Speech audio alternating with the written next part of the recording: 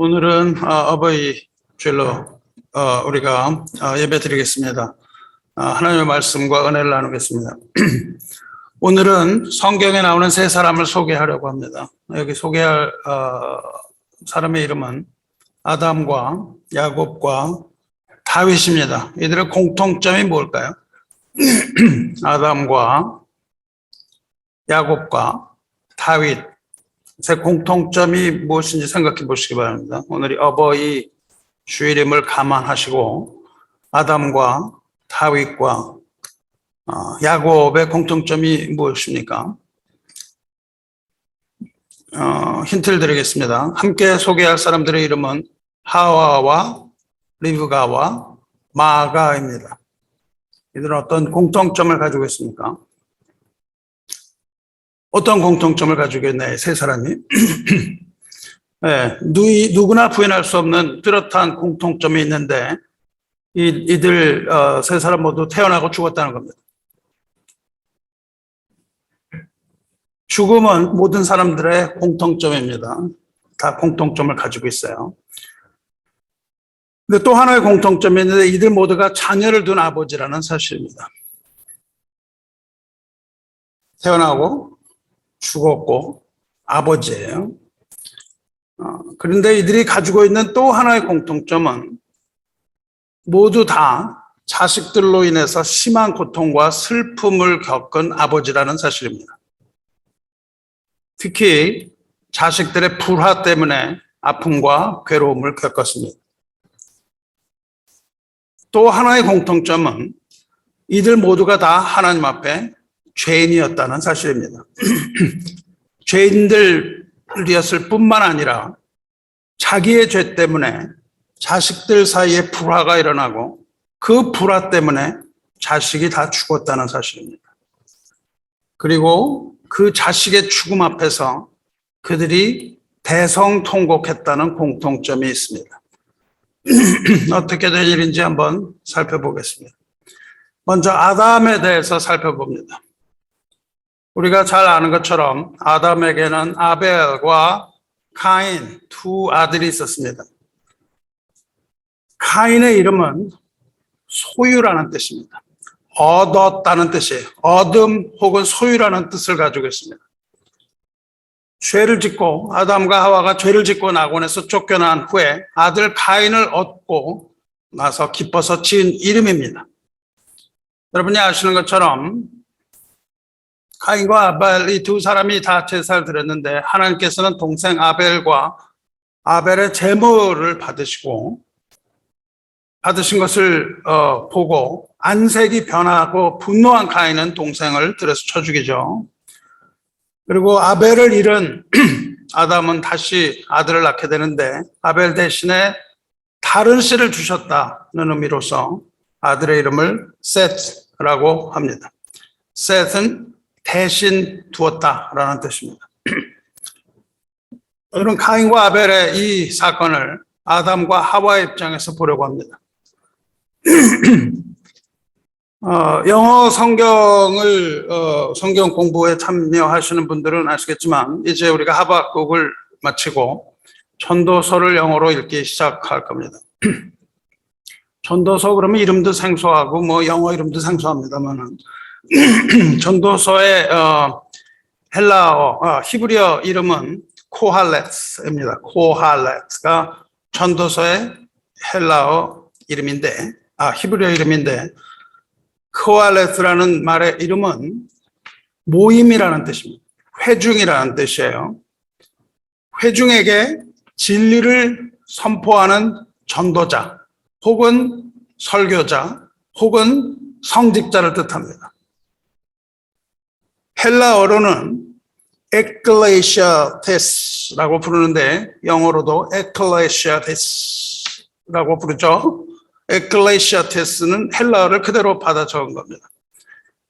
이 에클레시아테스는 역시 집회라는 뜻입니다. 회중이라는 뜻이고 교회를 일컫는 에클레시아가 여기서 유래했습니다. 그러니까 교회는 건물이 아니고 모임 또는 회중 혹은 집회라는 것을 우리가 알 수 있죠. 전도서라는 것은 회중이라는 뜻입니다. 여러분이 아는 생각하는 것과 좀 다르죠. 그러니까 전도서는 뭐냐 하면요, 모인 회중에게 설교하는 내용입니다. 그 설교자가 모인 회중에게 설교하는 내용이고, 히브리어 코할레트와 헬라어 에클레시아테스를 의역해서 우리말로는 전도서라고 불렀어요. 전도서는 다윗의 아들 예루살렘 왕 전도자의 말씀이라 이렇게 시작합니다. 다윗의 아들 예루살렘 왕 전도자의 말씀이라 이렇게 시작합니다. 영어로는 The words of the preacher, the son of David, king in Jerusalem 이렇게 되어 있습니다. preacher라는 말을 씁니다. 전도자를 preacher라고 불러요. 목사나 이렇게 설교자를 preacher라고 부르죠. 그러니까는 the words of the preacher, the son of David, king in Jerusalem 이렇게 말하는데 이것은 누가 그것을 적은 걸로 알고 있냐면 솔로몬 왕으로 합니다. 그래서 솔로몬 왕이 자신을 설교자라고 부르는 거예요. 그리고 전도자라고 소개하고 있습니다. 그렇게 소개한 후에 전도서의 1장 2절이 이렇게 이어집니다. 전도자가 이르되 헛되고 헛되며 헛되고 헛되니 모든 것이 헛되도다. 해 아래서 수고하는 모든 수고가 사람에게 무엇이 유익한가? 한 세대는 가고 한 세대는 오되 땅은 영원히 있도다. 이렇게 이렇게 시작합니다. 히브리어로는 이렇게 읽습니다. 헤벨, 하발림, 아말, 코헬레프, 하벨, 하발림, 하코, 하벨. 여러분 들리십니까?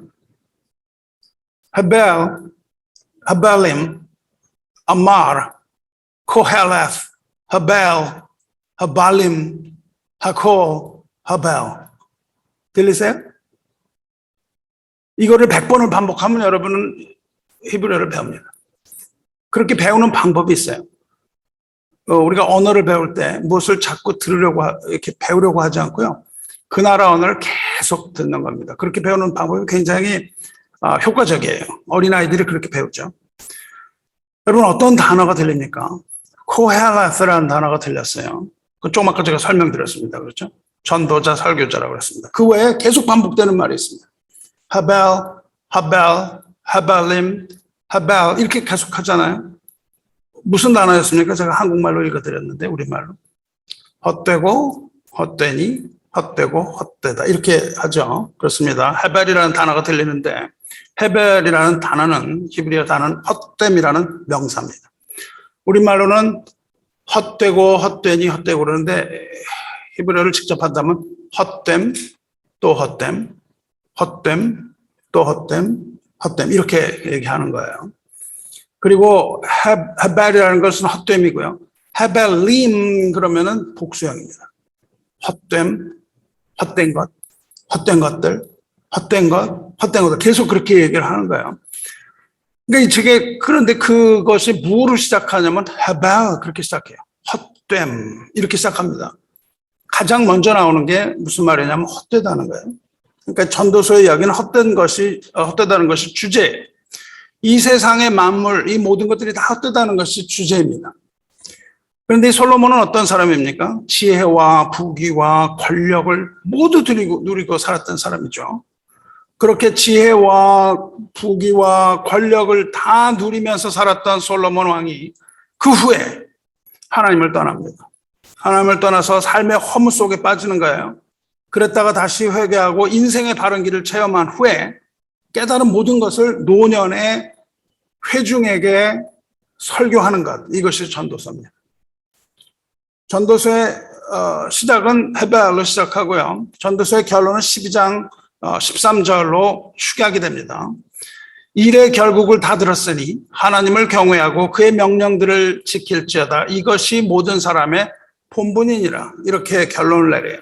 이 세상의 모든 것은 다 헛됨으로 하나님을 경외하고 하나님이 하시는 모든 말씀을 다 지켜 준행하는 것, 그것이 인간의 본분이다. 이렇게 결론을 내리고 그 후에 죽습니다. 이 세상의 모든 것은 다 헛된 것이니 세상을 쫓지 말고 하나님을 두려워하고 하나님 명령을 지키라는 거예요. 아무튼 이 전도서는 인생의 헛됨을 노래한 시입니다. 시가에 속해요. 그것을 헛되는 것을 시로 표현한 겁니다. 헛됨이라는 단어로 2절이 시작되고 그리고 전체적으로 헛되고 헛되니 헛되고 헛되고 헛되고 헛되도다라는 헤벨이라는 단어로 도배를 합니다. 그런데 여러분이 들으시면 헤벨 이런 단어를 많이 들으셨는데 그게 뭐냐면 아벨이 헤벨에서 나온 단어입니다. 아벨, 우리가 가인과 아벨은 헛되다는 뜻입니다. 헛됨, 공허, 허무, 이것이 아벨의 단어예요. 여러분 아벨의 인생을 보십시오. 정말 허무하지 않습니까? 아벨은 한 것이 하나도 없습니다. 가인의 후손은요, 인류의 문명을 일으킵니다. 그런데 셋의 후손은요, 태어나고 죽고 태어나고 술을 누리다가 죽고 태어나고 죽고 태어나고 죽고 이렇게 끝나요. 가인의 후손은요, 여러 가지를 합니다. 모든 문명을 다 만들어내는 것이 가인의 후손입니다. 가인은요, 가인이라는 말의 의미는 얻음인다라는 뜻이에요. 뭘 가졌다는 뜻입니다. 가인과 아벨의 이름으로 하나님 무슨 말씀하고 계십니까? 이 창세기에서 가인과 아벨의 이름을 통하여서 세상에서의 얻음이 헛되다고 얘기하고 있는 겁니다. 가인과 아벨이. 전도서에서 그 얘기를 하고 있는 겁니다. 이 세상에서 무엇을 얻으려고 수고하고 마음에 쓰는 것이 무슨 소득이 있으랴. 일평생에 근심하며 수고하는 것이 슬픔뿐이라. 마음이 밤에도 쉬지 못하니 이것도 헛되도다. 그렇게 쭉 이야기가 나가죠. 땅을 얻어도 헛되고 집을 건축하여도 헛되고 세상에 쾌락을 얻어도 재물을 얻어도 처첩을 많이 얻어도 헛되다고 계속 이야기하고 있습니다. 즉 전도서가 하는 말은 가인은 헤벨이라 그 말입니다. 가인은 헤벨이다. 가인은 아벨이다. 그 말을 하죠. 가인 즉 세상에서의 얻음은 헤벨 곧 아벨 헛되다는 이 슬픈 노래, 이 비창 교향곡입니다. 전도서는 비창 교향곡이에요. 그래서 전도서의 별명이 붙어 있습니다. 전도서에 붙은 별명은 아벨의 비가입니다. 아벨의 슬픈 노래, 아벨의 비가 혹은 아벨의 비창이라고도 별명이 붙어 있어요. 또 가을 낙엽의 노래라는 별명도 있습니다. 이 세상에는 두 종류의 예배자가 있습니다. 아벨과 같은 예배자가 있고 가인과 같은 예배자가 있습니다. 가인과 같은 예배자는 무엇을 하기 위하여 예배를 드립니까? 가인의 이름대로 무엇을 얻기 위하여 예배를 드립니다. 여러분이 예배를 드리는 이유가 무엇입니까? 여러분은 무엇을 얻기 위하여 이 자리에 나오셨습니까? 만일 우리가 무엇을 얻기 위하여 이 자리에 나왔다면 그것이 바로 가인의 예배입니다. 무언가 얻을 것이 없다면 예배 행위에 아무 의미가 없이 느껴진다면 그것이 바로 가인의 예배입니다. 하지만 아벨의 제사는 드리는 예배입니다. 우리의 삶이 둘로 극명하게 갈라지는데 어디서 갈라집니까? 예배에서 갈라집니다. 얻으려고 드리는 예배와 드리는 예배, 이 두 예배에서 아주 우리가 삶이 결판이 나는 겁니다. 아벨의 제사를 드리시기 바랍니다. 왜냐하면 허무라는 그 의미, 아벨의 또 다른 의미가 있는데 허무라는 의미가 있는데요. 아벨의 두 번째 의미가 있습니다. 아벨의 두 번째 의미는 호흡이라는 뜻입니다. 숨이라는 뜻이에요. 여러분 하벨 할 때 숨을 확 내쉬잖아요. 하벨. 그 숨이라는 뜻입니다. 숨이라는 것은 뭐냐면 호흡은 무슨 의미합니까? 생명을 의미해요. 아벨의 호무라는 단어와 생명이라는 의미가 같이 갑니다. 어둠이라는 가인의 이름에도 또 다른 의미가 있는데 그것은 뭐냐면 창이라는 뜻입니다. 남을 찌르는 창이에요. 가인은 얻었지만 마침내 창으로 형제를 찔러 죽이게 되고 물론 거기서 쳐 죽였다고 되어 있지만요. 아벨은 허무하게 생명을 잃은 듯 하지만 숨이 끊어지지 않고 생명을 얻었다는 겁니다. 아벨을 잃은 아담과 하와는 아까 말씀드린 대로 셋을 얻습니다. 셋은 대신한 자라는 뜻이죠. 그런데 또 다른 셋의 뜻은 sheath. 그것은 뭐냐면 세운다는 뜻입니다. 확고하게 고정한다는 뜻입니다. 아벨은 그 이름처럼 허무하게 안개처럼 사라졌습니다. 하지만 셋을 통해서 하나님의 역사가 세워지고 뿌리를 내리게 되는 것을 우리가 봅니다. 아벨과 아인의 이름은 하나님의 은혜와 자비가 아니면 우리의 삶은 아무 의미가 없고 이 세상에서 수고하고 노력한 것이 다 허무한 일이라는 것을 말해주고 있는 겁니다. 아벨의 죽음은 인류 최초의 살인사건입니다. 형제살인사건이에요. 살인사건일 뿐만 아니라 형제살인사건입니다. 가인이 아벨을 죽인 후에 아담과 하와는 그 사실을 압니다. 그 사실을 안 아담과 하와의 비통과 슬픔은 이루 말할 수 없는 것이었겠죠. 어쩌면은 낙원에서 쫓겨났을 때보다 훨씬 더한 깊은 슬픔이었을 수도 있습니다. 자식을 먼저 보낸 부모는 그 자식을 가슴에 묻는다는 말이 있습니다. 예로부터 자식의 죽음을 보는 것을 한자어로 참척이라고 불러요. 참척. 참은 슬플 참입니다. 척도 슬플 척이에요. 슬프고 슬프다는 겁니다. 참담하고 혹독한 슬픔을 겪는다는 겁니다. 죽은 자식을 보는 걸 그렇게 불러요. 참척이라고 불러요. 그런데 자식이 죽으면 참척이라고 부르는데요. 자기의 대를 이을 아들이 죽으면 참척이라고 하지 않고 상명이라고 부릅니다. 한자어로 상명이라고 불러요. 상명이라는 상이라는 거는 죽었다는 거죠. 상을 당했다는 거예요. 명은 뭐냐면 빛명입니다. 다시 말하면 빛을 잃었다는 겁니다. 앞을 보지 못하는 것처럼 칠흑 같은 심정이 된다는 거예요. 앞을 보지 못한다는 겁니다. 그러니까 아담과 하와가 겪은 슬픔은 참척과 상명이었다는 거죠. 그들에게 있어서 아벨은 귀한 자식이었을 겁니다. 어쩌면은 가인보다 더 귀하게 여겼던 자식이었을 수도 있습니다. 그런데 아들의 죽음보다 더 큰 고통은 그 아들을 죽인 장본인이 자기가 낳아서 기른 또 다른 아들이었다는 사실입니다. 또 다른 아들이 다른 아들을 죽였다는 거예요. 그 아담과 하와의 깊은 슬픔을 그린 화가가 있습니다. 여러분이 뭐 보셨을지도 모르겠는데 18세기 프랑스 사실주의 화가죠. 윌리엄 아돌프 부제흐입니다. 아주 사실 정밀 사진처럼 정밀하게 그림을 그리는 걸로 유명합니다. 이 그림은 가인과 아벨의 입장이나 제3자의 입장에서 보고 그린 것이 아니고 아담과 하와의 눈으로 아담과 하와의 입장에서 그린 그림입니다.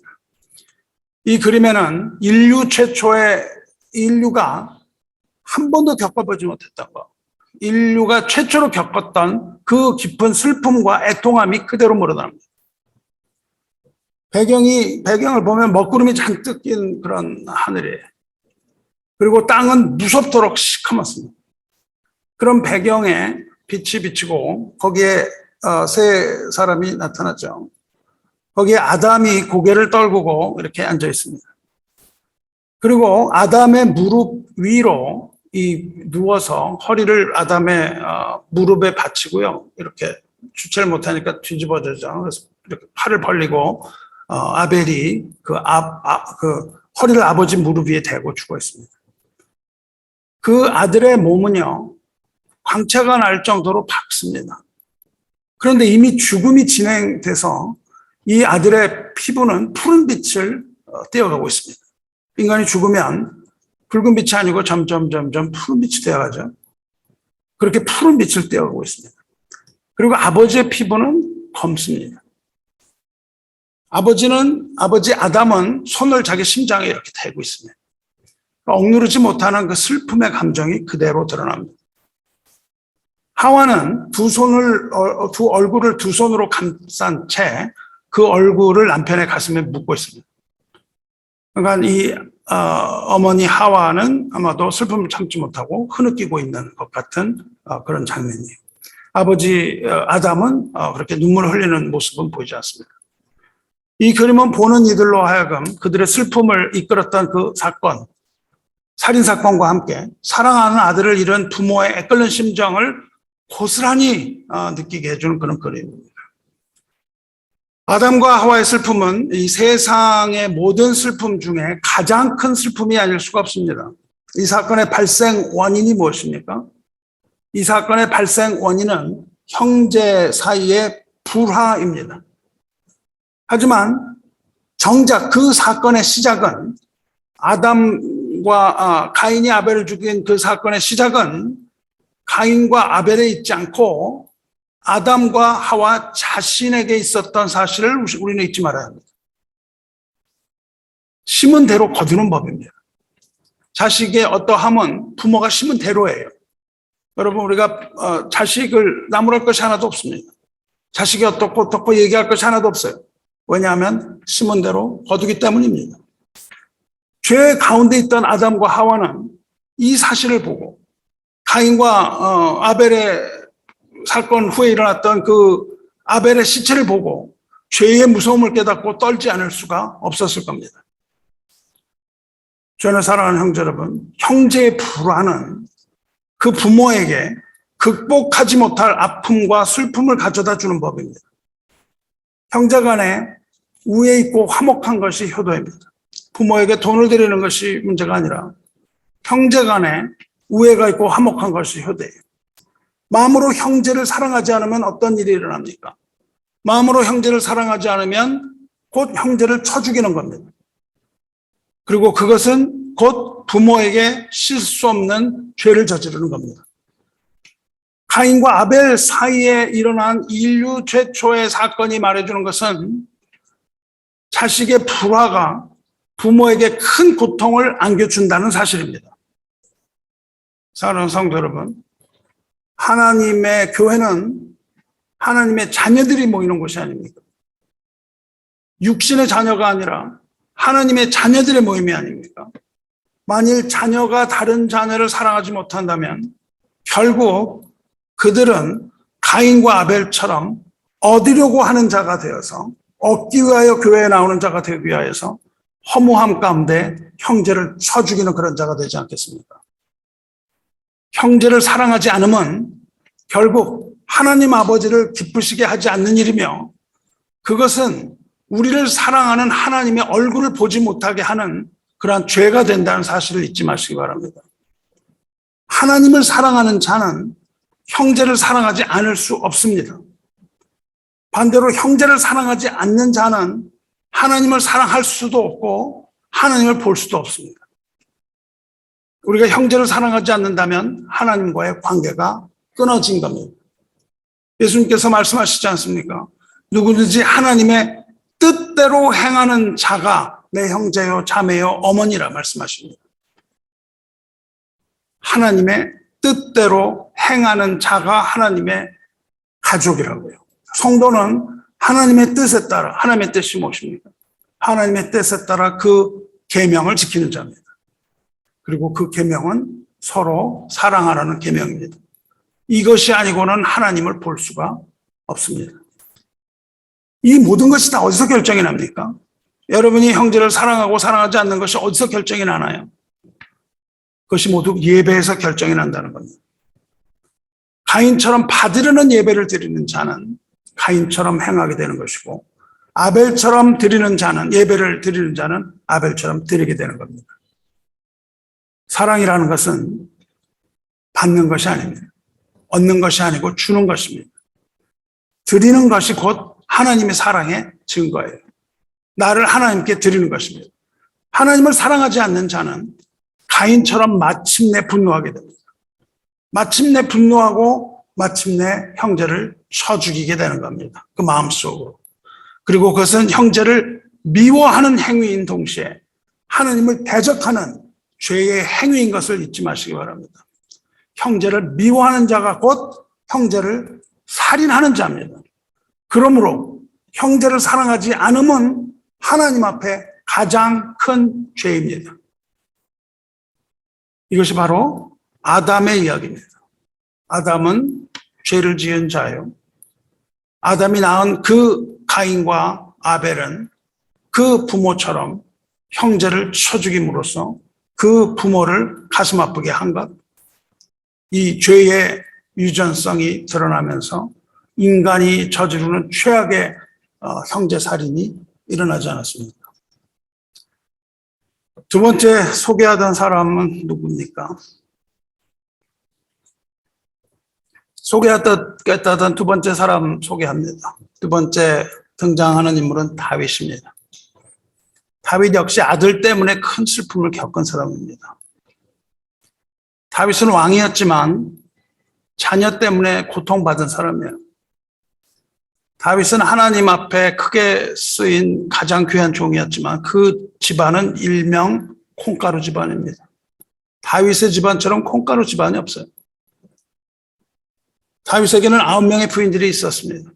그리고 수많은 아들이 있었습니다. 첫째 부인의 이름은 미갈입니다. 미갈은 사울 왕의 둘째 딸입니다.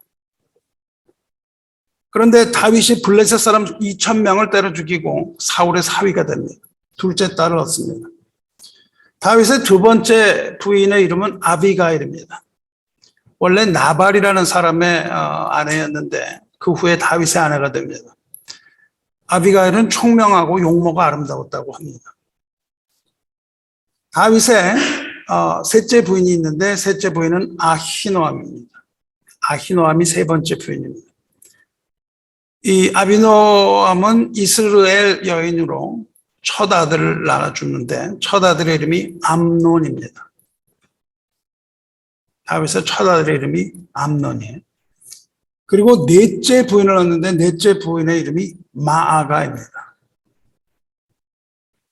마아가는 세 번째 아들을 낳아줘요. 두 번째 아들은 일찍 죽습니다. 셋째 아들 이름이 압살롬입니다. 그리고 마아가는 압살롬의 동생 다마를 낳습니다. 그러니까 세 번째 부인에서 암논이라는 큰 아들을 낳고 그 다음에 네 번째 부인 마아가로부터 셋째 아들 압살롬과 다마를 낳아요. 근데 다말은 용모가 아주 뛰어난 여인이었습니다. 그런데 이복 오빠인 그 첫째 아들 암논이 사촌 누이 다말을 짝사랑합니다. 사촌 동생이죠. 동생이죠. 이복 동생이죠. 이복 동생 다말을 짝사랑해요. 그런데 전인적으로 사랑을 한 게 아니라 육적으로 사랑합니다. 그런데 이 암논은 인간 말종 같은 사람입니다. 첫 아들이요. 그래서 모사의 말을 듣고 자기가 병이 들었다고 아버지를 속입니다. 다윗을 불러요. 그래서 병이 났다고 속입니다. 그리고 다말에게 명령하라고 그럽니다. 왕명으로 다말을 자기에게 오라고 얘기해요. 그러니까 다윗이 그 딸더러 그 첫째 아들한테 가라고 명령을 해요. 가서 밥을 좀 지어주라고 얘기합니다. 그렇게 온 다말을 암논은 강제로 겁탈합니다. 그런데 겁탈한 후에 암논은 마음이 식어져요. 마음이 식어져서 그 전에 사랑이었던 것이 오히려 미움으로 변합니다. 그래서 다말을 책임질 생각을 하지 않고 오히려 다말에게 모욕을 주고 패악을 저지릅니다. 그래서 하인을 시켜서 다말을 집 바깥으로 강제적으로 쫓아내요. 이렇게 왕명을 받고 이복형을 간병하러 간 여동생이 만신창이가 된 모습으로 돌아온 그 모습을 본 오라비 압살롬이 분노합니다. 그래서 동생을 달래주면서 집으로 가서 보호해줘요. 그 후에 압살롬은 큰 잔치를 열고 암논은 아무 의심 없이 거기에 참석합니다. 압살롬의 둘째 형은 일찍 죽었다 그랬잖아요. 그래서 사실상 왕위 계승권은 암논 다음에 압살롬입니다.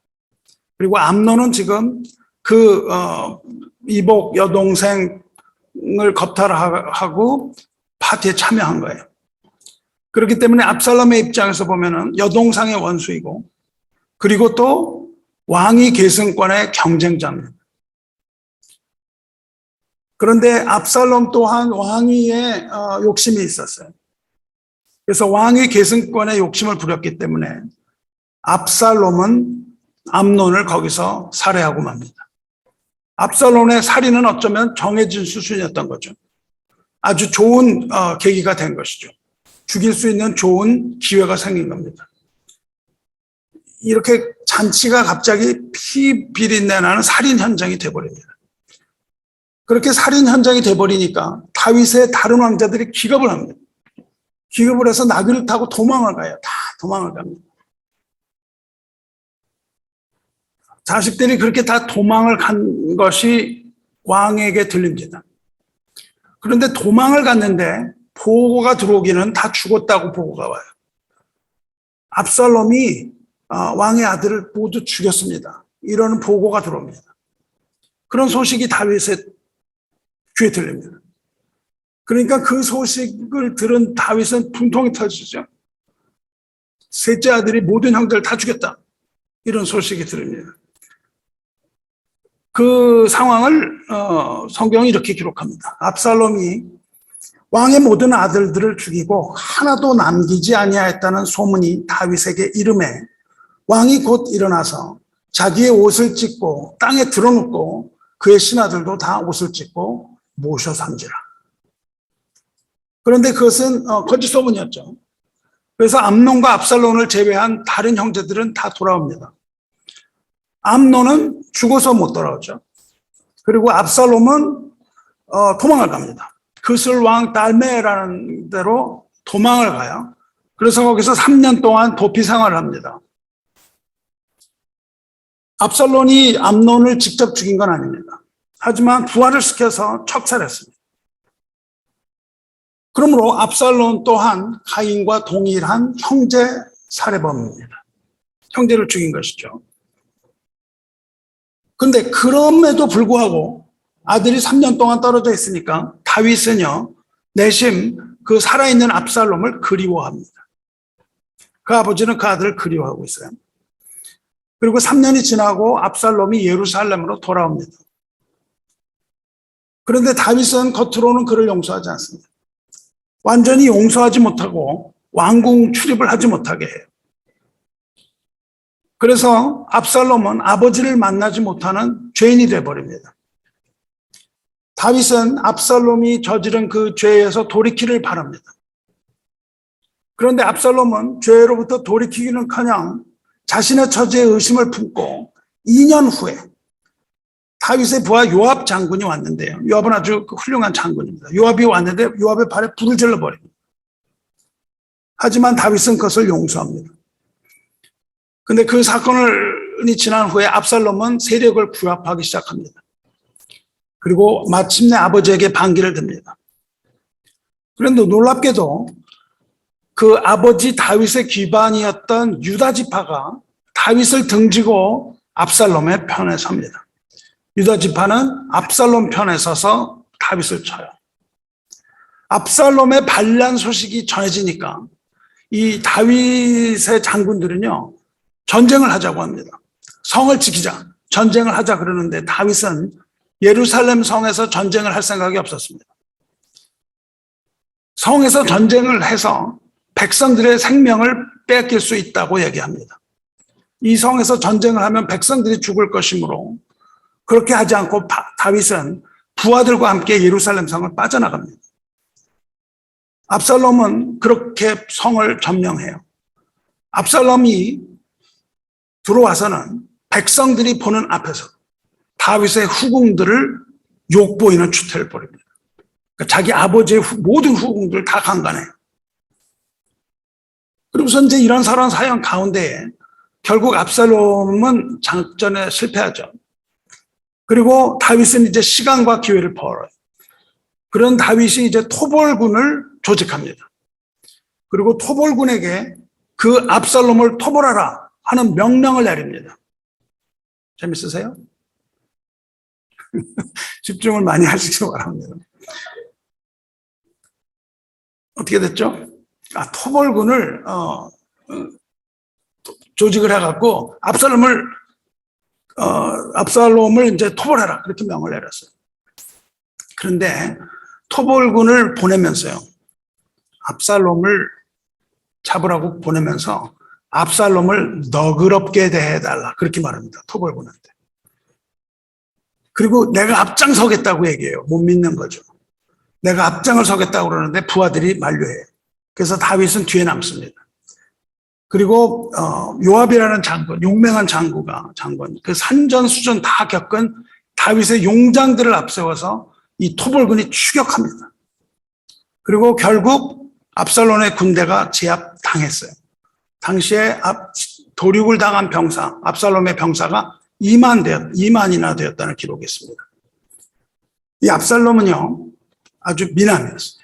그래서 머리부터 발끝까지 아주 잘생긴 미남이었다고 그래요. 그리고 머리가 아주 장발, 아주 긴 그런 수려한 미남이었는데, 반란군에게 이제 제압당한 이 압살롬은 노새를 타고 도망을 갑니다. 노새를 타고 도망을 가는데 그 잘생긴 긴 머리가 상수리나무에 걸린 거예요. 그래가지고 노새는 빠져나가고 압살롬 나무에 대롱대롱 이렇게 걸린 거예요. 이 광경을 본 병사가 보고를 하고 그 매달려서 아둥바둥거리는 그 압살롬은 다윗의 장군 요압의 손에 죽습니다. 이 아들 압살롬이 반란을 일으킨 데다가 자기 후궁까지도 욕을 보였는데 토벌군이 출정하기 전에 다윗은 압살롬을 죽이지 말라고 신신한 거예요. 그런데 결국 요압은 압살롬의 심장을 찌르고 부하 10명이 둘러싸서 때려 죽입니다. 그렇게 죽은 다음에요, 아히마아스라는 사람, 사독의 아들 아히마아스라는 사람이요, 자진해서 이 승전의 기쁜 소식을 내가 왕에게 전하겠다고 나서요. 근데 요압은 뭐라 그러냐면, 왕의 아들이 죽었으니까 이것은 기쁜 소식이 아니다, 그렇게 얘기를 해요. 그러면서 이디오피아 사람 하나를 불러서 소식을 전하라고 합니다. 그런데 아하스마스는 뜻을 굽히지 않고 그 뒤를 내가 또 따라가겠습니다, 그렇게 얘기를 해요. 그러니까 그것을 허락합니다. 아하스는 말을 막 급히 몰아갖고 이디오피아 전령보다 그냥 막 먼지를 내면서 달려갑니다. 다윗이 보니까 어떤 사람이 단기 필마로 막 달려오는 걸 봐요. 그리고 다윗 왕은 아주 기쁜 소식을 갖고 오는구나, 이렇게 생각을 합니다. 하지만 도착한 아하마스는 그에게 압살롬의 죽음을 전하고 맙니다. 이 소식을 들은 다윗은, 아들의 죽음을 접한 다윗은 군사들이 다 보는 성문 누각 위 높은 곳으로 올라가서 압살롬의 죽음을 애도하며 대성통곡합니다. 그 성경이 이렇게 기록하죠. 왕의 마음이, 그 소식을 들은 왕의 마음이 심히 아파 문 위층으로 올라가서 우니라. 그가 올라갈 때 말하기를, 내 아들 압살롬아, 내 아들 압살롬아, 차라리 내가 너를 대신하여 죽었다면 압살롬 내 아들아 하였더라. 그렇게 기록되어 있습니다. 그럼 여러분, 이것이 아버지의 심정이고 아버지의 슬픔입니다. 마음이 심히 아프다, 이런 단어를 쓰는데 그 단어는 떨었다는 거예요. 아주 전율을 했다는 겁니다. 압살롬의 죽음의 소식을 접한 다윗이 받은 그 아주 극심한 충격, 심장을 도려내는 것 같은 그 아픔, 그리고 비탄에 빠진 다윗의 모습이 잘 그려지고 있습니다.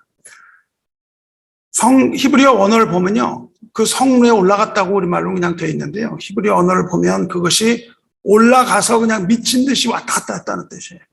아들의 죽음을 보고 성루에 올라가서 미친 듯이 왔다 갔다 하면서 울면서 절규합니다. 내 아들 압살롬아, 내 아들 압살롬아, 차라리 내가 너를 대신하여 죽었더라면 압살롬 내 아들아 내 아들아 이렇게 절규합니다. 아들의 죽음에 대한 절규합니다. 성도 여러분, 어떤 가인의 살인사건과 비교할 때 어떤 차이가 있습니까? 이 사건 역시 가인과 아벨의 사건과 거의 다르지 않습니다. 형제의 불화와 욕심이 불러일으킨 사건이라는 점에서 유사합니다. 그런데 다윗은 왜 그렇게 심하게 통곡을 했을까요? 물론 아들을 사랑한 까닭도 있겠지만 거기에는 더 중요한 이유가 있습니다. 다윗이 뭐라고 얘기를 해요? 차라리 내가 죽었더라면. 그렇죠. 차라리 내가 너를 대신하여 죽었더라면.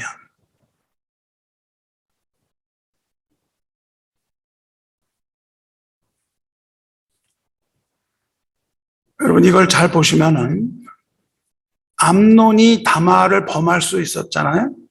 암논이. 그런데 암논이 다말을 범할 수 있었던 것은 다윗의 도움입니다. 다윗이 딸한테 가라 그랬어요. 병이 난척하다 아버지 다윗이 왔을 때 다윗에게 청해서 아버지 다말을 오라 그래요. 그래서 다윗은 다말을 시켜서 암논의 집에 가서 음식 차려주라고 하고 그 때문에 암논이 욕을 당하는 빌미가 되잖아요. 여기서 우리가 주목해야 되는 것은 암논의 범죄에 다윗이 연루되어 있다는 사실입니다. 다윗이 그 사건에 아버지가 연루되어 있어요. 여기서부터요, 다윗은요, 자신도 모르는 사이에 그 자식들의 범죄에 관여합니다. 범죄를 일으키는 주범이 되어가고 있어요. 압살롬이 죽었을 때 다윗이 통곡하잖아요. 차라리 내가 죽었으면 더 좋았을 거야. 이것은 아들의 죽음 뿐만이 아닙니다. 그것이 아니라 그 전에 다윗은요, 그 전에 선지자 나단 선지자가 와서 말했던 일이 생각이 나서 그러는 겁니다. 사실은 압살롬이 죽어야 하는 것이 아니라요, 다윗이 죽어야 했다는 겁니다. 실제로 아버지가 죽어야 했던 거예요. 그런데 아버지가 죽지 않습니다. 이 모든 일은요, 그 전으로 거슬러 올라가서 다윗이 밧세바를 범했을 때로 올라갑니다. 옥상에 있다가 목욕하고 있는 밧세바를 보고 그를 취하기 위해서 음모를 꾸며서 그 남편 우리아를 죽이죠. 다윗이 그 죄를 저질렀을 때 나단 선지자가 와서 다윗을 꾸짖습니다. 그리고 하나님은 나단의 입을 통해서 판결하십니다. 이렇게 판결하세요. 이제 내가 나를 업신여기고 너는 이제 다윗이죠. 나는 하나님입니다. 이제 내가 나를 업신여기고 햇사람 우리아의 아내를 빼앗아 내 아내로 삼았은즉 칼이 내 집에서 영원토록 떠나지 아니하리라. 이렇게 말씀하세요. 그리고 뭐라고 그러시냐면, 보라, 내가 너와 내 집에 재앙을 일으키고 내가 내 눈앞에서 내 아내를 빼앗아 내 이웃들에게 주리니 그 사람들이 내 아내들과 더불어 백주에 동침하리라. 너는 은밀히 행하였으나 나는 온 이스라엘 앞에서 백주에 이 일을 행하리라 말씀을 하신다고. 그리고 다윗에게 하신 이 말이 그대로 이루어지는 겁니다. 그대로 이루어져서 칼이 떠나지 않습니다. 죽음이 오죠. 그 집에, 다윗의 집에 죽음이 오죠. 그리고 대낮에 그 아들 압살롬에게 첩들이 욕을 당하는 일이 그대로 일어납니다. 나단 선지자의 그 판결을 들은 다윗은 바로 그 자리에서 엎드려서 회개합니다. 다윗이 그렇게 회개한 것을 본 선지자 나단이 다윗에게 말합니다. 여호와께서 내 죄를 사하였으니 죽지 아니할 것이다. 그렇게 말합니다. 내가 죽지 않을 것이라고 말해요. 회개하지 않았으면 내가 죽었다고 얘기를 하시는데 여호와께서 내 죄를 사하셨으니 죽지 아니하리라. 그러면서 이렇게 말해요. 하지만 이 일로 말미암아 여호와의 원수가 크게 비방할 거리를 얻게 하였으니 내가 낳은 아이가 반드시 죽을 것이다. 그렇게 얘기합니다. 여러분, 다윗이 압살롬의 죽음 앞에서 통곡하는 이유를 아시겠습니까? 다윗이 압살롬아 압살롬아 내가 죽었다면 좋았을 것을 하는 말을 이제 이해하겠죠. 대성통곡한 이유는 그 아들의 죽음뿐만 아니라 자신의 죄가 보응받음을 회개하는 회개의 눈물이기도 합니다. 사실 그때 죽었어야 되는데 회개함으로 하나님이 살려주셨지만 결국 하나님이 그의 죄의 값을 받으신다는 겁니다. 그리고 그 패악한 아들을 통해서 하나님의 공의는 이루어집니다. 아들이 죽어요. 하지만 그것을 통하여 이제 다윗의 죄가 용서받았음을 알게 해주신 것이고, 다윗은 이 모든 사실 때문에 대성통곡하고 있습니다. 성도 여러분 뭘 느낍니까? 여기서 우리는 형제간의 불화가 죄라는 사실을 알 수 있습니다. 형제간의 불화는 하나님 앞에 죄입니다. 씻지 못할 죄예요. 불화와 욕심은 결국 죄를 만들어내고 그 죄가 점점 커지는 걸 알 수 있지 않습니까? 그래서 형제를 척살하는 일이 일어나죠. 그리고 다윗 역시 그 죄로부터 자유로울 수 없다는 사실과 심은 대로 거두리라는 그 말씀이 진실인 것을, 그것이 진리인 걸 알 수 있지 않습니까? 또 우리가 여기서 알 수 있는 사실은 형제의 불화가 부모를 매우 슬프게 한다는 사실 아닙니까? 어떻게 하는 게 효도입니까? 형제가 화목하는 것이 효도 아니겠습니까? 그리고 성경이 말하는 것처럼 자식은 우리가 노엽게 하지 말아야 합니다. 부모는 자식을 돌보고 자식은 서로 화목함으로 부모에게 순종하는 것이 옳다고 말씀하고 계세요. 그렇게 하지 않을 경우 어떤 결과가 초래되었습니까? 가인과 아벨의 경우, 그리고 압살롬과 암논의 사건처럼 된다는 사실을 우리 잊지 말아야 됩니다. 이 둘의 공통점을 여러분 잘 보시기 바라요. 그리고 그것이 우리의 삶 가운데 일어나는 걸 아시기 바라요. 자, 이제 마지막 세 번째 인물 소개합니다. 아담과 다윗에 이어서 죽은 아들 때문에 슬픔에 잠긴 세 번째 아비가 있는데, 그것은 요셉의 아버지 야곱입니다. 맞습니까? 요셉이 죽음 때문에 야곱이 울었나요? 아니죠. 아니라고 하시겠습니다. 아들 요셉이 아버지보다 나중에 죽습니다. 물론 그렇습니다. 하지만 요셉은요, 평생을 죽은 아들을 그리워하며 눈물로 지냈습니다. 오늘 읽은 창세기 마지막 장 50장은요, 야곱의 장례식입니다. 그 앞에서 야곱이 죽어요. 그리고 요셉이 죽는 장면입니다. 제가 다 공통점이 뭐라고 그랬습니까? 모두 다 죽었다는 것이죠. 창세기는 그렇게 막을 내립니다. 야곱의 장례식과 요셉의 죽음에 관한 내용인데, 그 파란만장한 야곱의 생애와 애굽의 총리 대신까지 올라간 그 요셉의 마지막 순간이 그려지는 겁니다. 그리고 여기에는 이 50장에는요, 죽은 야곱, 그리고 죽는 요셉, 그리고 거기에 요셉을 제외한 야곱의 11명의 아들이 나옵니다. 가족이 나오는 거예요. 요셉은 자기가 평생 동안 공경하고 평생 사랑했던 그 아버지가 죽은 것을 보고 애통의 눈물을 흘립니다. 여기서 누가 눈물을 흘려요? 아들이 아버지의 죽음을 보고 애통하잖아요. 요셉은 아주 지적이고 이성적인 사람이잖아요. 그런데 사실은 아주 감성이 풍부한 사람입니다. 그래서 헤어졌던 형제들 만났을 때도 크게 울었던 적이 있어요. 흉년 때문에 애굽으로 돌아온 야곱은 평생 가나안을 그리워합니다. 아브라함이 햇사람 헤브론에게 산 막벨라 굴을 내가 파놨으니까 나를 거기 매장해달라 그래요. 유언입니다. 나를 거기다가 매장해달래요. 가나안 땅으로 데려가서 가나안 땅에 매장해달라는 겁니다. 그러니까 아버지가 죽으니까 요셉은 그 유언을 지키기 위해서 가나안 땅에 가기 위해서 바로에게 허락을 청합니다. 물론 바로는 아주 큰 장례 행사를 꾸려서 군대까지 동원해서 가게 해줘요. 야곱의 시체는요, 40일 걸려서 미이라로 변합니다. 성경에 미이라가 된 사람이 두 사람입니다. 하나는 야곱, 하나는 요셉입니다. 그래서 그것을 40일에 걸쳐서 처리를 해요. 그리고 온 애굽은 야곱을 위해서 70일 동안 애곡합니다. 그리고 드디어 요단강을 가요. 요단강을 건너갑니다. 그리고 가나안 땅에 들어갑니다. 아닷의 타작 마당이라는 곳에 도착합니다. 요셉 일행은 거기서 서요. 그래서 거기서 크게 통곡합니다. 일주일 동안 거기에서 야곱을 위해서 애곡을 해요.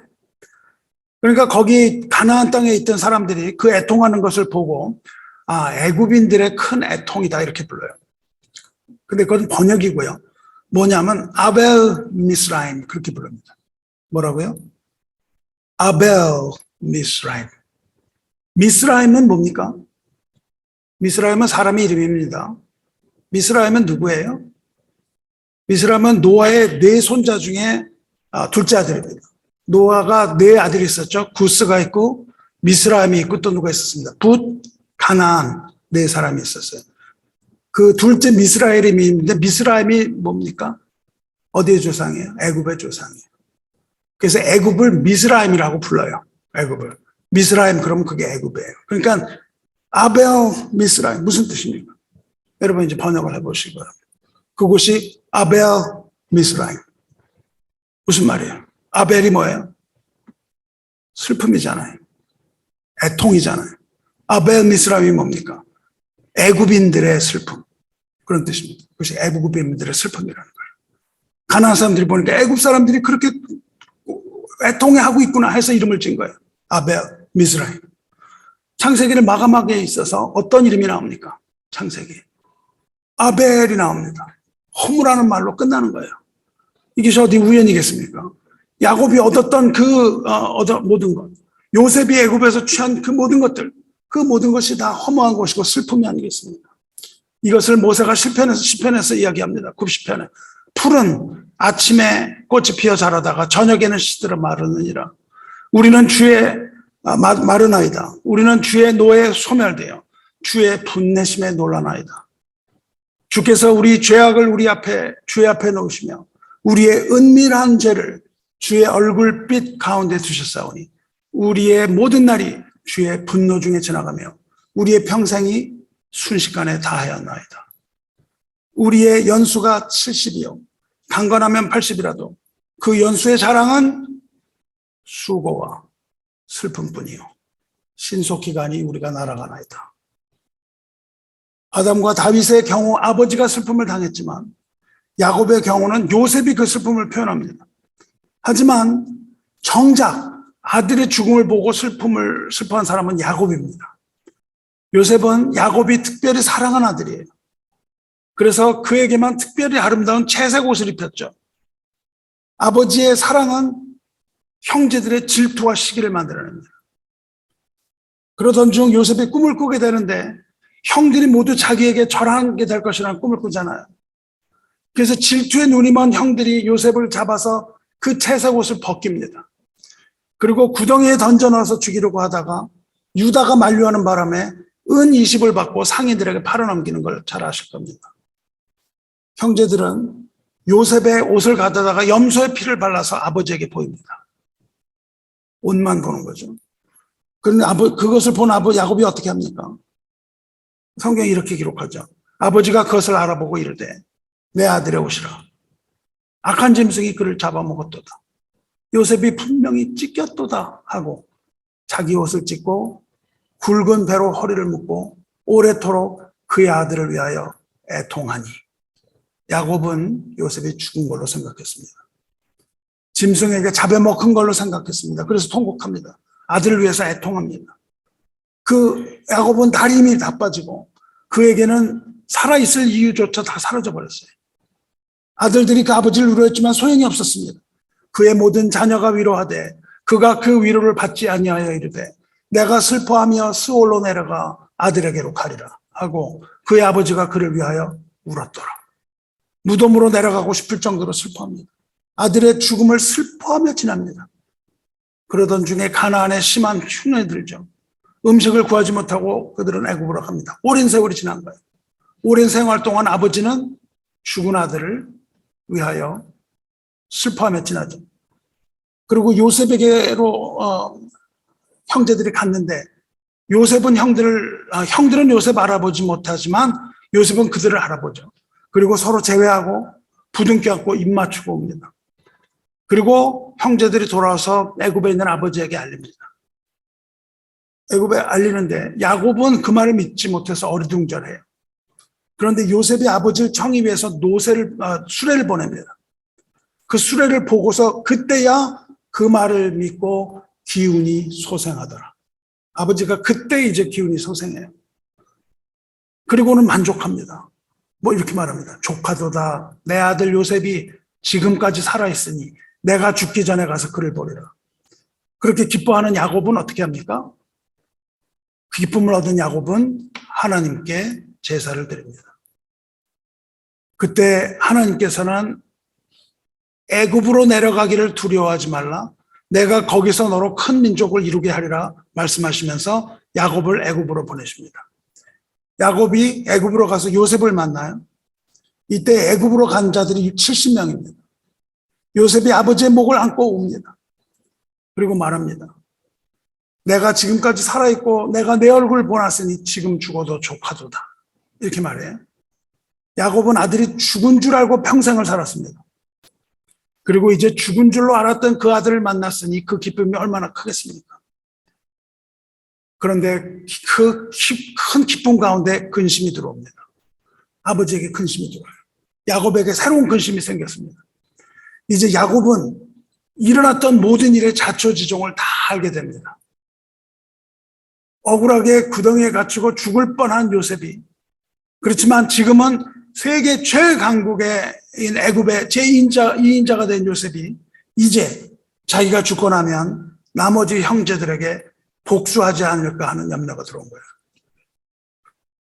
가지 많은 나무에 바람 잘 날 없다고 야곱의 걱정이 떠날 날이 없었나 봐요. 그래서 야곱은 죽음을 맞이하고 이제 요단강을 건너 막벨라 굴에 매장된 후에 요셉과 그 장례 행렬이 다시 돌아갈 때 이제 그 아버지가 죽었을 때 이 형제들은 걱정에 휩싸입니다. 이제 아버지가 죽었으니 요셉이 우리들을 죽이지 않을까. 그걸 걱정을 해요. 그래서 걱정이 된 그 형제들은 요셉에게 가지를 못합니다. 가지 못하고 사람을 보내요. 사람을 보내서 아버지가 죽기 전에 했던 유언을 전해요. 아버지가 죽기 전에 요셉에게 당부하려던 말이 있었던 거예요. 그걸 전하게 합니다. 그게 뭡니까? 17절입니다. 내 형들이 내게 악을 행했을지라도 이제 바라건대 그들의 허물과 죄를 용서하라 하셨나니 당신 아버지 하나님의 종들인 우리 죄를 이제 용서하소서. 이렇게 보냅니다. 그들은 아버지의 유언을 말하면서 요셉에게 용서를 구합니다. 그리고 요셉은 형제들이 그렇게 말하는 것을 듣고 옵니다. 그리고는 그 자리에서 그들 용서합니다. 아비의 유언이 무엇입니까? 아버지의 유언이 뭐예요? 한마디로 뭡니까? 화목하라, 용서하라입니다. 이것이 바로 형제들에게 남긴 아버지 유언입니다. 형제자매 여러분, 부모가 기뻐하는 것이 무엇입니까? 자녀의 화목입니다. 물론 하나님이 가장 기뻐하시는 것이 무엇입니까? 자녀의 화목이고 용서입니다. 요셉은 이미 그 전에 형들을 용서했어요. 하지만 형제들이 여전히 두려움이 따르고 있는 것을 본 요셉은 그 점을 안타까이 여겨서 이렇게 말합니다. 울면서 두려워하지 마소서 내가 하나님을 대신하리이까 그렇게 말해요. 이 말은 뭡니까? 내가 하나님 대신해서 당신들에게 벌을 내릴 것 같습니까? 그런 뜻입니다. 자기는 요셉은 형제를 판단하지 않겠다는 겁니다. 원수를 갚지 않고 용서하겠다는 겁니다. 요셉이 이렇게 말하는 것은 뭡니까? 나는 하나님의 주권을 침범하지 못한다는 겁니다. 형제를 판단하지 말라는 주님의 말씀이 여기에 다 들어있습니다. 요셉은 누굽니까? 왜 요셉이 나올까요? 요셉은 예수님의 표상입니다.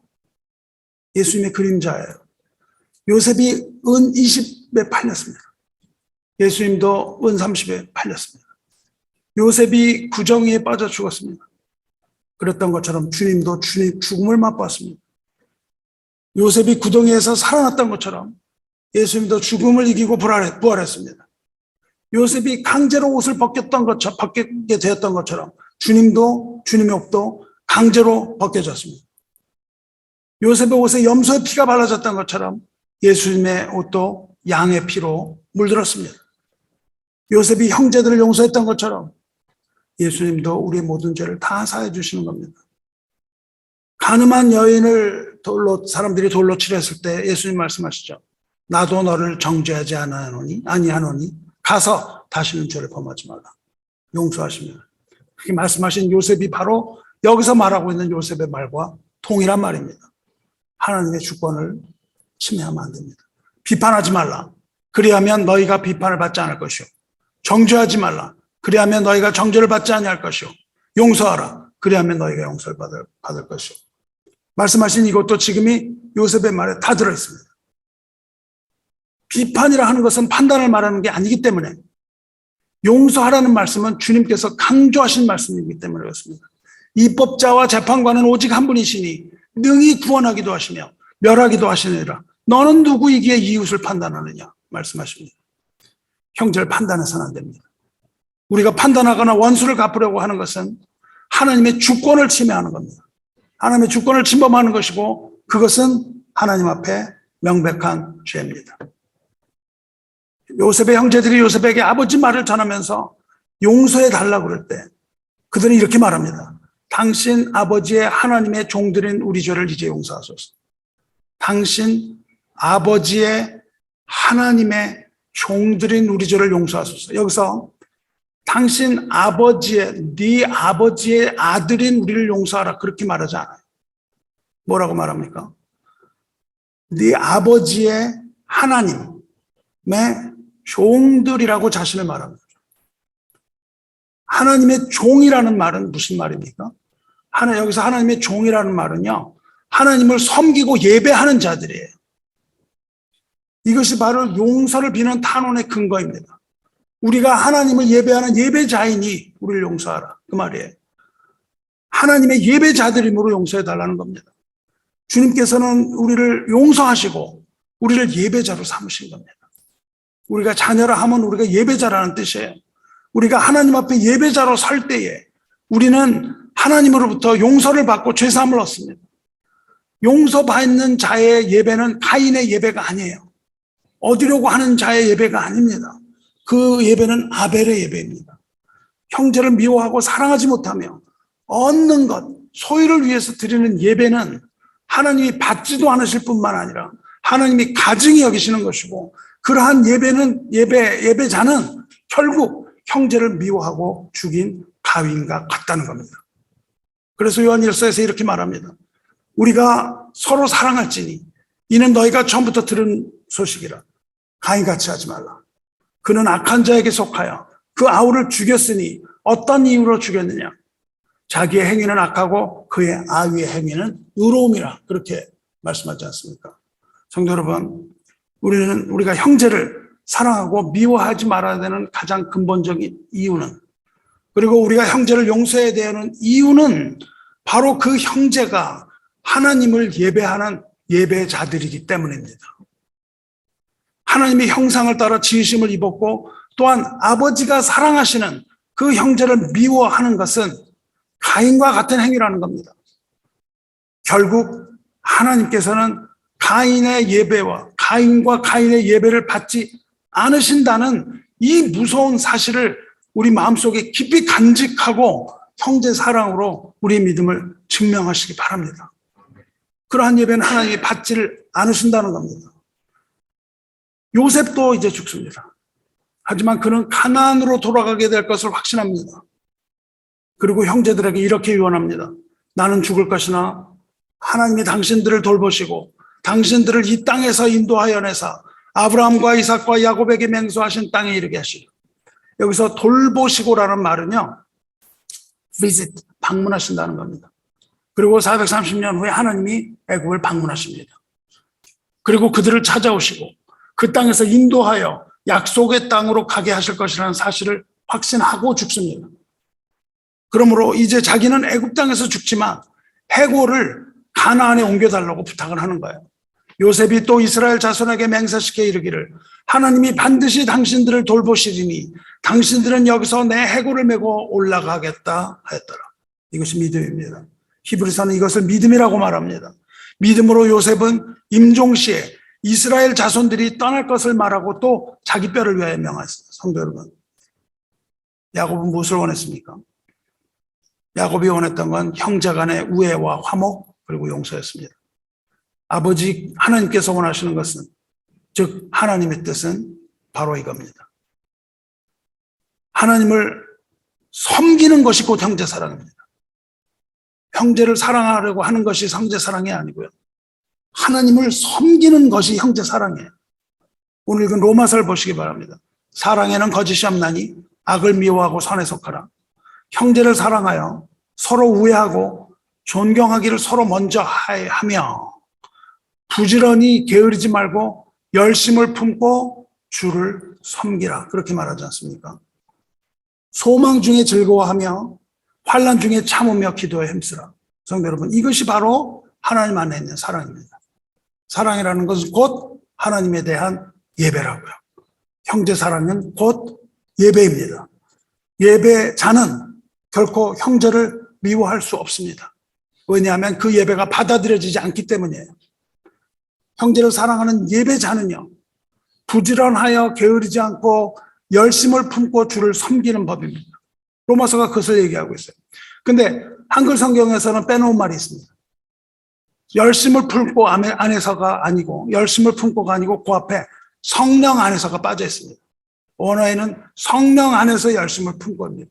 여러분의 열심으로 사랑하지 못한다고요. 성령 충만 가운데 여러분이 예배를 드리는 것이 바로 형제 사랑입니다. 여러분, 예배에 목숨을 걸고 여러분이 예배를 드려보기 바랍니다. 형제를 미워할 틈이 없는 겁니다. 하나님 사랑, 형제 사랑이 없으면 하나님과의 관계가 끊어진 거예요. 성도 여러분, 여러분이 무조건적으로 마음 깊은 곳에서 성령 안에서 형제를 사랑해 보시기 바라요. 예배를 드려보시기 바라요. 진정한 예배를 드려보시기 바라요. 여러분, 어떤 일이 일어나는지 아십니까? 형제를 그렇게 무조건적으로 사랑하면 어떤 일이 일어나나요? 형제를 사랑할 때 유익을 보는 것은요, 사랑받는 그 사람이 아닙니다. 그 사람이 유익을 받는 게 아니에요. 사랑을 받는 형제나 자매가 유익을 얻는 게 아니고 사랑하는 자가 유익을 얻는 겁니다. 어떤 유익을 얻습니까? 로마서가 말하는 것처럼 사랑하는 자가 얻는 것은 소망과 기쁨이에요. 사랑해 보시기 바랍니다. 기쁨이 충만한 겁니다. 저 사람하고는 아무 상관이 없어요. 내가 사랑할 때 나에게 기쁨이 충만합니다. 어떤 상대의 어떠하면은 아무 상관이 없고, 하나님은 사랑을 베푸는 그 형제에게 기쁨으로 응답하시는 거예요. 그리고 소망을 주십니다. 사랑하는 자는요, 그래서 환난 중에 참고 인내할 수 있다고 말하잖아요. 그리고 기도할 수 있으며 그 기도가 응답을 받는 겁니다. 그렇게 환난 중에 참고 인내하는 것을 뭐라고 고린도전서 13장이 말합니까? 그것이 바로 사랑이라고 얘기하는 거예요. 그 사랑하는 자는 환난 중에 참고 인내할 수 있고 기도할 수 있고, 그 기도가 바로 응답받는 기도입니다. 미워하는 가운데 우리는 예배도 드릴 수 없고 기도도 드릴 수 없고 소망도 가질 수 없고 아무것도 우리에겐 주어지지 않습니다. 형제를 미워하면 본인의 마음이 지옥이 되는 겁니다. 항상 분노가 그 마음에서 떠나지 않습니다. 그렇다고 형제나 자매가 변하지는 더더욱 않습니다. 내가 분노한다고 형제나 자매가 변합니까? 내가 하는 말 갖고 변합니까? 그러니까 더욱더 지옥이 되는 겁니다. 하지만 용서하고 사랑한다면 그 마음에는 평화가 옵니다. 사랑하는 자에게 복이 있는 겁니다. 기쁨과 평화의 복이 주어지는 겁니다. 이것이 바로 하나님의 사랑의 본질입니다. 사랑하는 주님의 참된 교회의 본질입니다. 예배하는 자가 누리게 되는 기쁨과 소망입니다. 서로 사랑하기 바랍니다. 그러면 우리가 주님의 제자인 줄을 세상에 알게 되는 겁니다. 말씀 맺겠습니다. 야곱의 유언은 형제의 허물과 죄를 용서하라는 명령입니다. 예배자인 형제와 자매를 마음 깊은 곳으로부터 용서하되 악을 미워하고 선에 속하라 말씀하셨습니다. 박해하는 자를 축복하고 저주하지 말라고 했습니다. 즐거워하는 자들과 함께 즐거워하고 우는 자들과 함께 울라고 말씀하셨습니다. 서로 마음을 같이하여 높은 데서 있지 말고 낮은 곳으로 내려가기 바랍니다. 모든 사람과 더불어 화목하라고 그랬습니다. 모든 사람과 더불어 화목하라고 그랬어요. 악에게 지지 말고 손으로 악을 이기라고 말씀하셨습니다. 아버지의 기쁨은 자녀들의 화목입니다. 어버이날을 맞아서 우리가 화목한 자녀가 되어서 하늘에 계신 아버지를 기쁘시게 하고 또한 우리의 죄를 회개하여 우리의 죄 때문에 들어오는 이 모든 것들을 우리가 회개하여 해결해야 됩니다. 그리고 우리의 자녀들이 화목할 수 있도록 본을 보여야 합니다. 심은 대로 거두는 법이니 우리가 그렇게 심어서는 안 됩니다. 우리는 우리의 자녀들이 화목할 수 있도록 부모의 입장에서 어버이날을 보내시기를 주님의 능력의 이름으로 축원합니다. 함께 기도하겠습니다. 은혜와 사랑에 충만하신 하나님 아버지, 사랑의 하나님 아버지, 우리가 오늘 이 시간 하나님 앞에서 하나님의 자녀인 것을 고백합니다. 하나님의 자녀로서 우리가 서로 사랑하라는 계명을 받았지만 그러나 우리의 힘으로 할 수 없습니다. 하지만 그 사랑이 예배인 것을 우리가 알았습니다. 우리가 하나님 앞에 신령과 진정으로 예배드리기 바랍니다. 그렇게 우리가 예배드릴 때 하나님께서 아벨의 제사를 받으셨던 것처럼 우리의 모든 허무함이 생명이 되게 하여 주실 것을 믿습니다. 하나님의 말씀 가운데 오늘 이 자리에서 우리가 들은 이 마음을 우리 심장에 새기고 나갑니다. 하나님께서 서로 화목하라 하신 그 말씀을 헛되이 듣지 않고 헤벨의 들음이 되지 아니하고 우리가 하나님 앞에 온전히 받아들여지는 그러한 하나님 말씀 되게 해주시옵소서. 하나님께서 오늘 우리에게 말씀하셨으니 이 말씀 가운데 우리가 실천하기 원합니다. 이것을 우리 가운데에 준행하기 원합니다. 하나님의 뜻대로 하는 자야 하나님의 가족이요 권속이라 말씀하셨사오니 우리가 주님의 뜻을 어기고서야 어찌 가족이 될 수 있겠습니까? 하나님의 뜻을 따라 우리가 형제를 사랑하고 또한 그 가운데서 모두와 더불어 화목을 이루므로 하나님 아버지를 기쁘시게 하기를 원하오나 그러나 우리가 마음은 그렇지만 우리의 육신이 약하여 그것을 하지 못하는 것을 주님께서 긍휼히 여기시고 우리에게 성령을 보내주셔서 성령 충만한 가운데 우리가 하나님의 주권을 범하는 그러한 죄인이 아니라 하나님의 말씀을 듣고 행하는 그러한 하나님의 아름다운 백성이요 하나님의 아름다운 자녀 되게 하셔서 이 시간 우리에게 하늘로부터 내려오는 그 소망과 기쁨과 그 모든 축복을 우리가 다 받아 누릴 수 있도록 주님 도와주시옵소서. 오늘 이 시간 우리에게 성령으로 말씀하신 하나님께 감사드리며 우리 주 예수 그리스도 이름으로 간구하며 기도드리옵나이다. 아멘.